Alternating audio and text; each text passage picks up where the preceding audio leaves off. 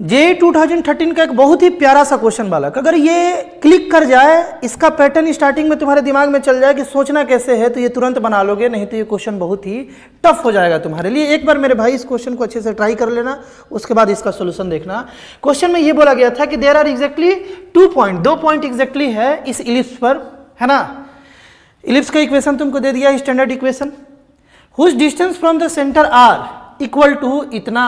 2 exactly point है जिसका centre से डिस्टेंस इक्वल है और साथ साथ जो उसका वैल्यू है उस डिस्टेंस का वो ये है, तो इस इलिप्स का ई बताना है, इसेंट्रिसिटी बताना है। बात समझ गए ना, बहुत ही आसानी से हम लोग इसे सोच सकते हैं बालक। ध्यान से सुनना, ध्यान से सुनना। इस टाइप से अगर इक्वेशन है तो पक्का है कि सेंटर बालक 0 0 है ना। ये वाला जो डिस्टेंस है बालक तुम जानते हो कि ये ए है, ये भी ए है, ये वाला डिस्टेंस बी है, ये वाला बी है और ये भी बी है। ये तो इलिप्स का बेसिक है, तुम जानते होगे, है ना। अब तुम यहां पर नोटिस कर पा रहे होगे कि ये 2 एंड पॉइंट है बालक, end point of major axis. यहां पर देखो end point of major axis, ये दोनों पॉइंट का सेंटर से डिस्टेंस इक्वल है और उसका वैल्यू है ए। देखो सेंटर से ए डिस्टेंस पर ये वाला पॉइंट है ना, इसको पी पॉइंट और इसको क्यू पॉइंट बोल देते हैं। क्यू का डिस्टेंस देखो और पी का डिस्टेंस देखो, ए बराबर है। ये दोनों पॉइंट के अलावा एक भी ऐसा पॉइंट तुमको नहीं मिलेगा इस इलिप्स पर जिसका डिस्टेंस सेंटर से ए हो। कोई भी लोगे पॉइंट तो ए से या तो कम या तो ज्यादा हो जाएगा बालक। बात समझे कि नहीं समझे? बात समझ में आ रहा है? उसी तरीके से इस ए पॉइंट को नोटिस करो और इस बी पॉइंट को नोटिस करो। इसका सेंटर से डिस्टेंस जो है वो इक्वल है और उसका वैल्यू है बी। इसके अलावा ये ए और बी के अलावा ऐसा एक भी पॉइंट तुमको इलिप्स पर नहीं मिलेगा जिसका सेंटर से डिस्टेंस बी हो, है ना। अब ये ए बी पी और क्यू ये 4 पॉइंट को छोड़ करके इस इलिप्स पर तुम अदर कोई भी पॉइंट लेते हो, लेट सपोज एक सी पॉइंट लेते हैं, है ना। इसका डिस्टेंस अगर हम निकाल लें, मान लो ये डिस्टेंस 2 आया, तो सेंटर से 2 यूनिट डिस्टेंस पर, ध्यान से सुनना मेरे भाई, कॉन्सेप्ट क्लियर हो जाएगा। सेंटर से ए यूनिट डिस्टेंस पर भाई 2 ही पॉइंट होगा, एग्जैक्टली 2 ही पॉइंट होगा। सेंटर से बी यूनिट डिस्टेंस पर एग्जैक्टली 2 ही पॉइंट होगा। लेकिन सेंटर से 2 यूनिट डिस्टेंस पर अगर एक पॉइंट मेजर एक्सिस के एंड पॉइंट या माइनर एक्सिस के एंड पॉइंट के अलावा पॉइंट है, उसका डिस्टेंस अगर 2 है, तो यार 2 डिस्टेंस पर सेंटर से तुमको 4 पॉइंट मिलेगा, 2 से ज्यादा पॉइंट मिलेगा हमेशा, है ना। सिमेट्री से भी तुम समझ पा रहे होगे कि देखो 2 यूनिट ऊपर है तो नीचे भी कहीं ना कहीं आएगा, इस साइड भी 2 यूनिट कहीं ना कहीं आएगा, इस साइड भी आएगा। लेकिन तुम सोचोगे कि ए यूनिट भी आ जाएगा तो नहीं आएगा।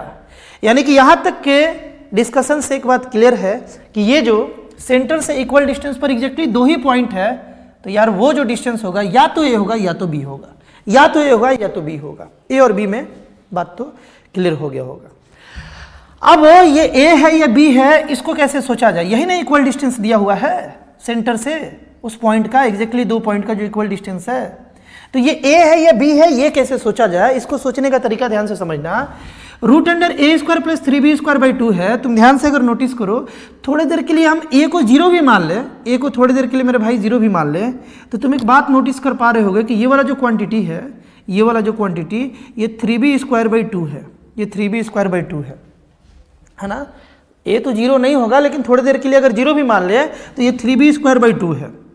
तो यार b² और उसमें मल्टीप्लीकेशन हो रहा है, देखो b², ये तो रूट से बाहर निकलेगा तो b निकलेगा, और उसमें मल्टीप्लाई हो रहा है 3/2 से, यानी कि 1 से बड़े वैल्यू से मल्टीप्लाई हो रहा है। तो जाहिर सी बात है बालक, ये वाला चीज़ जो है ये b से तो बड़ा ही होगा।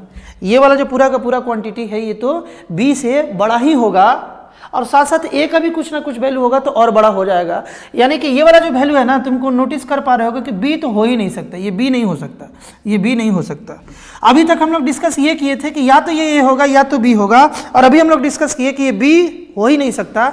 इसका मतलब कंफर्म हो गया कि एक पक्का ए है, यानी कि इसे हम लोग ए से इक्वेट कर देंगे। a² प्लस 3b² जो है ये ए के बराबर हो जाएगा। अब इस साइड स्क्वायर कर दिए तो ये जो रूट है ये हट जाएगा बालक, है ना, स्क्वायरिंग बोथ साइड। अब इसको देखो, इसको इधर ले गए तो अपने पास आ गया 3b² 2a² माइनस a², यानी कि a², b² बाई a² अगर निकाल ले हम तो ये आ जाएगा 1/3, 3 को इस साइड भेज दिया, है ना।